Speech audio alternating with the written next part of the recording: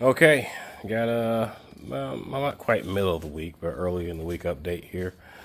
Got my cylinder heads, and I got my shaft rockers, and over in that box is the valve springs and seals. I'm gonna grab here in a second.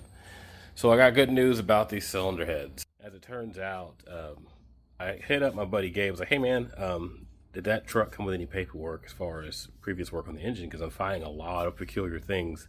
Not bad, but in regards to cylinder heads, at least it don't quite line up with a 200 and whatever thousand-mile truck." And he was like, "Yeah, let me look around." So he hit me up last night. Come to find out, there was a receipt that came with the truck that shows a full top-end rebuild, 4,200 miles before he bought the truck, and yanked the engine out of it to put in a Duramax because that engine sat on a crate not being used for 9 years, which is why I decided to pull it apart, put new rings and bearings and all that kind of stuff, new seals and everything, because it's been 9 years.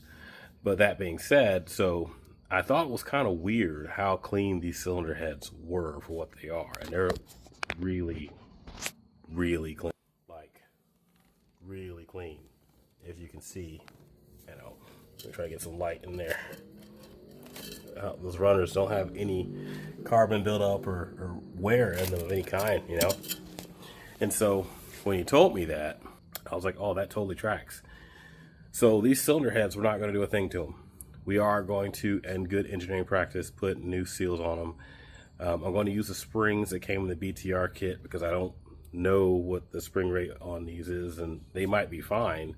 They look aftermarket, but I don't have any paperwork on them. And seeing as the cylinder heads are physically not on the car, it just makes more sense to change them out for a known, because I'm going to change the seals anyway. And in order to change the valve stem seals, you have to take the springs off. So it's kind of whatever.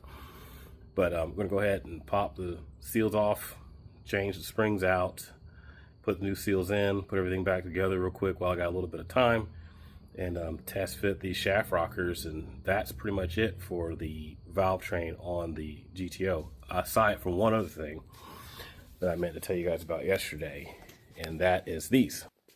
So it may not look like much, but in there is a set of comp short travel lifters, right? And the story on them is that they were purchased, and it was kind of one of those, my buddy bought it, never used it type situation. So like, these are comp 15850-16 short travels. If you look it up, it's like a $780 set of lifters. I got them for $200 because they've been sitting in multiple garages over the years. A little bit of surface oxidation, nothing crazy. So I put them in ATF so they can soak. So we'll see how that goes. But here we are.